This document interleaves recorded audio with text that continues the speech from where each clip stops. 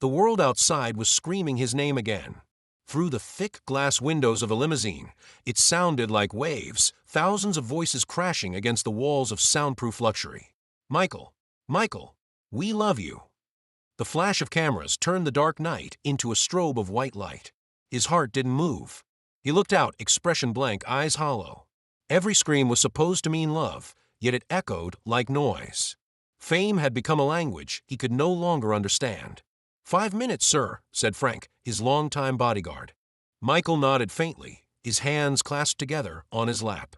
5 minutes, he whispered, more to himself than to Frank. The limousine stopped outside the Beverly Hilton. Another charity gala. Another night of smiling, thanking, waving. He adjusted his black fedora and stared at his reflection in the tinted window. Who are you? He murmured. The man staring back wore the face of a legend, sculpted cheekbones, soft eyes, flawless skin. A mask carved by fame and loneliness. As he stepped out, the roar of the crowd hit like thunder. Flashbulbs exploded. Reporters shouted questions. Michael, is it true about the new album? Michael, any plans for a tour? But then, Michael, how do you feel about people calling you isolated? That one cut deeper than it should have. He smiled anyway, waved and walked past, surrounded by his security detail. Inside the hotel ballroom, chandeliers gleamed like 1,000 diamonds. Everyone wanted a piece of him, a picture, a handshake, a promise. Later, after speeches and laughter that didn't reach his heart, Michael slipped away to a side corridor. It was quiet there, dimly lit, smelling faintly of roses and old perfume. He leaned against the wall, loosening his tie. A deep sigh escaped. Sometimes he wondered if anyone in that crowd really saw him. Not the performer, not the icon, just him. Then he heard footsteps. Running away again, huh? Said a familiar voice. It was Mark, his manager for the last 8 years. Charming, ruthless, and the only one who could still talk to him like an equal. I just needed some air, Michael said quietly. Mark smirked. Air?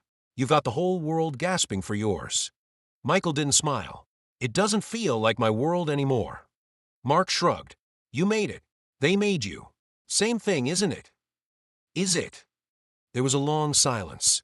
Mark's eyes lingered on him, calculating. Listen, he said finally, the new deal with the European label, it's big. Historic. But they want full rights to your image for the promotional line. I told them you'd sign. Michael froze. Full rights? My image? It's just business, Mike. You'll still have control. He laughed softly, bitterly. Control.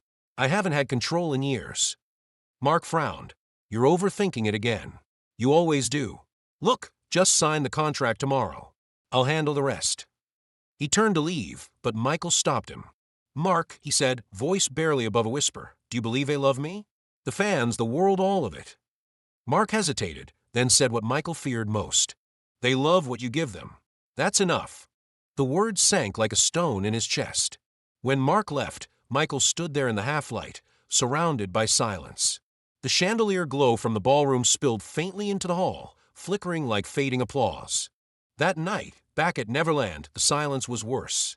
He walked through the dim corridors of his mansion, past portraits of himself, glass awards, golden records, and mannequins wearing old concert outfits.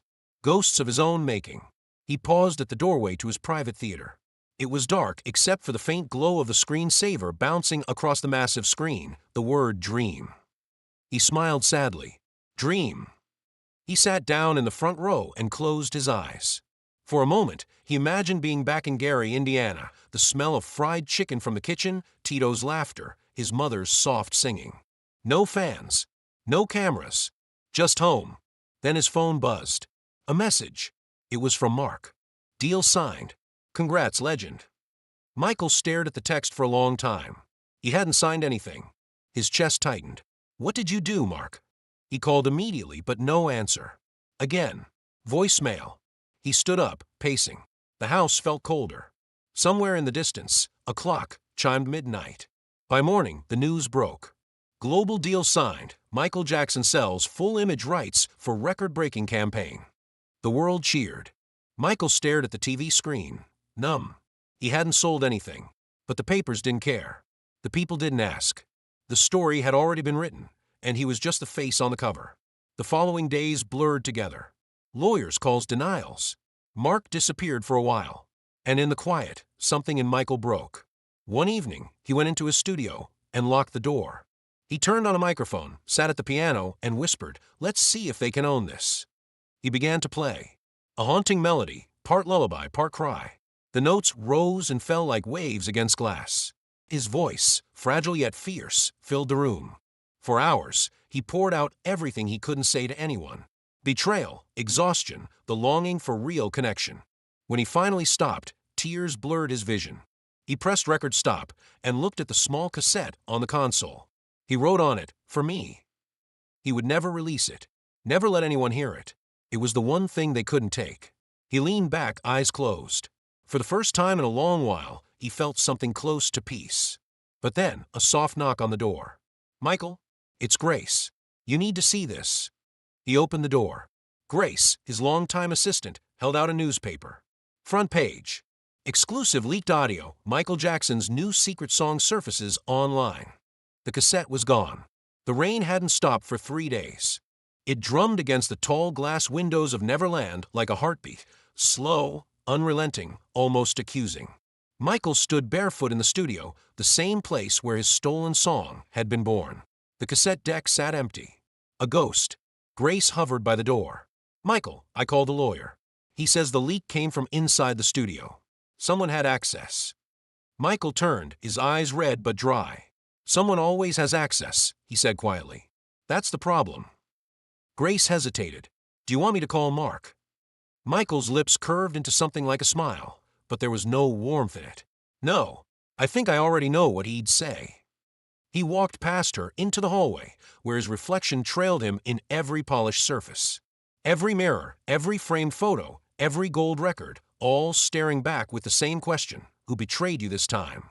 He reached his bedroom, sat on the edge of the bed, and stared at his hands. The hands that had written songs to heal the world, to make people believe in kindness, love, and unity, now trembling from disbelief. He whispered, "They even stole my pain." That night, he didn't sleep. He wandered the mansion's corridors, dimly lit by the soft glow of night lamps. The air was heavy with silence. In the trophy room, he stopped in front of one of his old Grammys. The golden gramophone gleamed faintly. He picked it up, studied it for a moment, and then set it back down. "You can't talk to me either, huh?" The silence answered. He thought about calling his family. Janet, maybe, or his mother. But the thought of explaining, of sounding paranoid again, stopped him. By dawn, he was in the garden. The rain had slowed to a drizzle. Mist curled over the statues and flowers. That's when he noticed a figure standing by the gates, small, hunched, holding something. Michael's security had gone home hours ago. The man looked harmless, maybe a fan, maybe lost. Michael hesitated, then walked closer, pulling his coat tight. The man turned. He was older, maybe in his 50s, dressed in a worn raincoat. His hands clutched a soaked envelope. "Mr. Jackson," he said, voice trembling. I shouldn't be here, but I couldn't find any other way to reach you." Michael's instinct screamed caution, but something about the man's eyes, honest, desperate, made him pause. "What is it?" he asked softly. The man extended the envelope. It's about the song. The one that was stolen." Michael froze. "How do you know about that?" "I worked in distribution for the label," the man said. "I saw the files. They're saying you leaked it yourself. But that's not true, is it?" Michael took the envelope slowly. Inside were printed email screenshots, transfer logs, and a name. Mark Reynolds. Michael's stomach twisted. His pulse quickened. "Why are you giving me this?" The man looked down. "Because I loved your music, sir. I thought the least I could do was give you the truth." Before Michael could say anything else, the man turned and disappeared down the misty path, leaving him standing in the drizzle, holding proof that his worst fear was real. Hours later, Mark's number lit up his phone. Michael didn't answer. He just stared at it until it stopped ringing. Then it buzzed again and again. Finally, he picked up. "Michael," Mark's voice was sharp, impatient. "You've seen the papers. You know this is getting out of control. We need to control the story." "You leaked it," Michael said simply. Silence. Then a nervous laugh. "What? Come on, Mike. Don't start with this again." "I have proof." Another pause. Longer this time.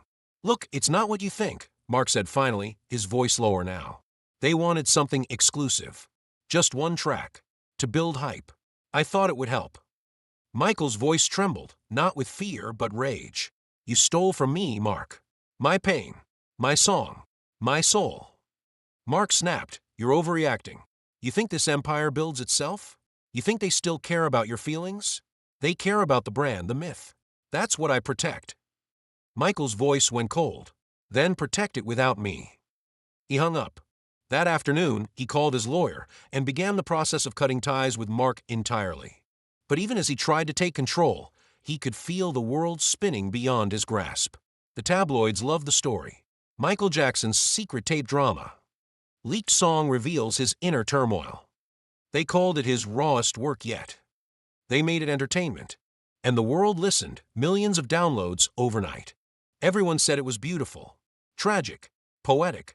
No one asked how it got there. Days passed. The mansion grew quieter. Michael stopped taking calls. Stopped going outside. He spent hours sitting by the piano, not playing, just staring at the keys, as though they were the bars of a cage. Grace grew worried. You need to get out, Michael. You need to see people. He shook his head. People see what they want. Not me. But one afternoon, something unexpected happened. As he sat by the window, a small boy, maybe 8 years old, wandered into the garden. He was one of the staff's children, chasing a butterfly. The boy saw Michael and froze, eyes wide. You're Michael Jackson, he whispered. Michael smiled faintly. That's what they tell me. The boy hesitated. My mom says you're sad. Michael blinked. Does she? She says people hurt you because they don't understand you. That's stupid. Michael chuckled softly. It was the first real laugh he'd had in weeks. Yeah, he said. It is. The boy ran closer. Can I show you something? He held up a crayon drawing, a stick figure with curly hair, wearing a crown, surrounded by little hearts and musical notes. Underneath it said, Michael the Kind One. Michael took the drawing carefully, staring at it for a long time. His throat tightened. That's beautiful, he said. Thank you. The boy grinned. You can keep it. When he left, Michael stayed by the window, still holding the picture. For the first time in months, something inside him felt light again. He whispered, maybe they still see me. That night, he went back to the studio. He sat at the piano, the child's drawing propped up beside him. The room was silent, save for the gentle hum of equipment. He placed his fingers on the keys and began to play. This time, it wasn't a cry or a protest, it was a lullaby. A song about finding light in the dark, about the simple kindness that fame could never buy. He titled it, The Shadow of Fame. As he played, he realized something profound. Maybe he didn't need to be understood by everyone. Maybe it was enough to be seen, even by one person, for who he really was. The sun was setting over the hills of Los Angeles, painting the sky in hues of red and violet. Inside Neverland, Michael stood at the piano, his fingers hovering over the keys. The melody he'd been writing for days played softly in his mind, unfinished, like a sentence he couldn't bring himself to complete. The door creaked open. Grace peeked in quietly. Michael, Mark's here. Michael froze. His heart skipped a beat. Tell him to leave. I tried. He won't. He says it's important. Michael exhaled slowly, then nodded. Send him in. Mark entered, wearing his usual smug confidence, the $1,000 suit, the perfect hair, the smirk that never reached his eyes. But this time, something about him was off. He looked cornered. Mike, he began, hands raised in mock surrender. I know you're angry. But you need to hear me out. Michael didn't turn around. He kept his eyes on the piano. You stole from me, Mark. I didn't steal. I protected you, Mark said quickly. The song blew up. Do you even realize what that means for your brand? You're trending again. You're relevant again. Michael stood, finally facing him. His eyes were calm but deadly still. Relevant, he said softly. You think that's what I care about? I was never chasing relevance, Mark. I was chasing truth. Mark rolled his eyes. Truth doesn't sell records, Mike. My job was to make you last. You're not the young idol anymore. You're an empire, and empires need maintenance.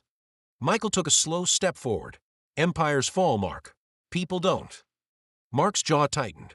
You can hate me all you want, but I kept your name alive. Without me, you'd have been a ghost years ago. Michael's voice rose, trembling with years of swallowed anger. Maybe I am a ghost, because people like you sold my soul in pieces. Silence filled the room, thick, heavy, suffocating. Then Michael pointed toward the door. Get out of my house. Mark didn't move.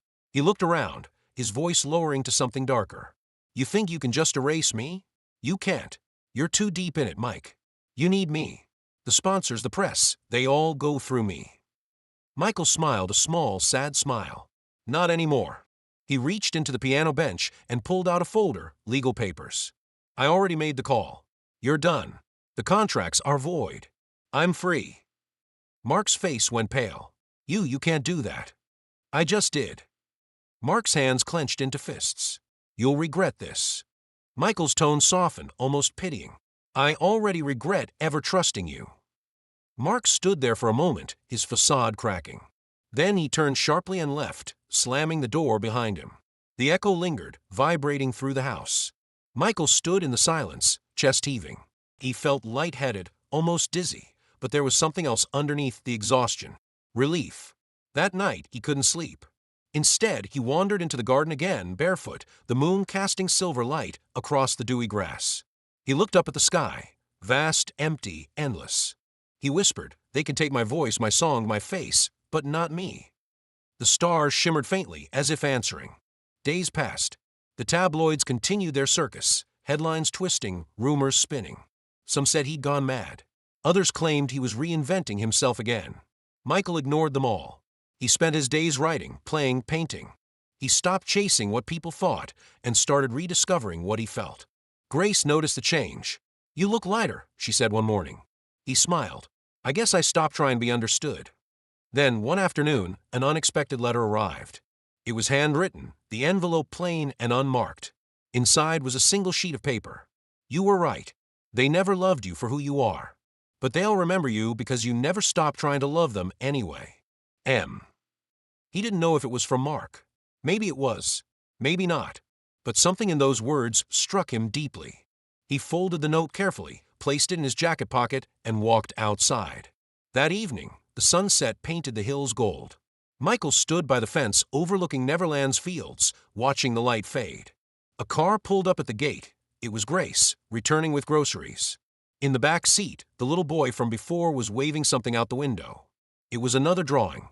This time, it showed Michael standing beneath a big heart, surrounded by music notes. Under it, in messy crayon letters, it said, "Thank you for still singing." Michael's throat tightened. He smiled through tears. Maybe that's all I ever needed. He walked back toward the studio, sat at the piano, and pressed record. This time, he didn't play for fame, for fans, or for forgiveness. He played for peace. The melody that flowed was gentle, honest, human. When he finished, he looked up, eyes shimmering. That's me, he whispered. Finally. The days grew slower at Neverland.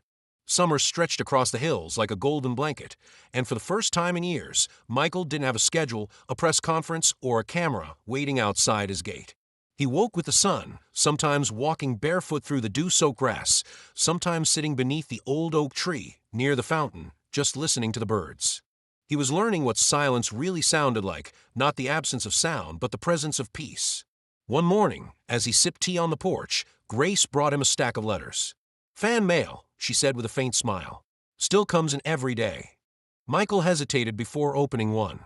Inside was a photo of a young girl, maybe 10 years old, holding a poster that said, "You made me believe in kindness." His eyes softened. They still write. Every day, Grace replied. Maybe more now than ever. He held the photo in his hands for a long time. Then maybe it wasn't all for nothing. Later that afternoon, he went into the studio, but this time, he didn't close the door. The sunlight poured in through the windows, falling across the piano like a blessing. He sat down and began to play. Not to record, not to perfect, but just to feel. The melody was soft, fragile, almost hesitant, like the voice of someone remembering how to speak after years of silence. As he played, memories flickered through his mind like old film reels. The Jackson 5 rehearsals in their tiny living room. His mother's gentle hands fixing his bow tie before his first performance. The roar of the crowd at Wembley, millions of voices merging into one. The tears he never showed anyone. The laughter he thought he'd lost. Every note was a confession, every chord a healing. That evening, the sky turned violet again, the same color it had been the night everything began to fall apart. Michael walked through the mansion one last time, pausing in each room as though saying goodbye to a version of himself. In the trophy room, he looked at the endless shelves of awards. He ran his fingers along the edge of one of the Grammys and whispered, "You were never the point." In the hallway, he stopped at a framed picture, him with his brothers, laughing, carefree. He smiled, tears filling his eyes. "I miss you guys." Then he reached the studio door and looked inside one last time. The little boy's drawing was still pinned on the wall, Michael, the kind one. Next to it, he'd added the second drawing, "Thank you for still singing." He stood there for a long while, staring at those words. And for the first time in years, he felt seen. Later that night, he took out an old cassette player and slid in a blank tape. He pressed record and spoke softly into the microphone. "If anyone ever finds this, don't remember me for the moonwalk. Don't remember me for the glove or the records. Remember me for the music that came from a place that hurt and healed. I wanted to make the world smile. Maybe I forgot to save a little of that for myself. But I found it again. Here. In the quiet." He stopped the tape and smiled. It wasn't meant for release. It wasn't for the world. It was for him, and maybe someday for someone who'd understand. The next morning, he called Grace. "I think I'm ready," he said. "Ready for what?" she asked. "To start living again." He looked out at the garden, where the little boy was playing near the fountain. The sound of laughter echoed across the open space, bright, innocent, free. Michael closed his eyes and took a deep breath. For the first time in decades, he wasn't thinking about an audience. He wasn't thinking about charts, cameras, or expectations. He was simply there. The weight of the crown had finally fallen away, leaving only the man beneath it. That evening, as the sun dipped below the horizon, he sat at the piano once more. This time, he played a new melody, one full of light, joy, and forgiveness. He titled it "Return to Light." The last line of the song lingered in the air long after the notes faded. "In the shadow of fame, I found the boy I left behind." And in that moment, Michael Jackson, not the icon, not the legend, but the man, smiled. The shadow was gone. Only the light remained.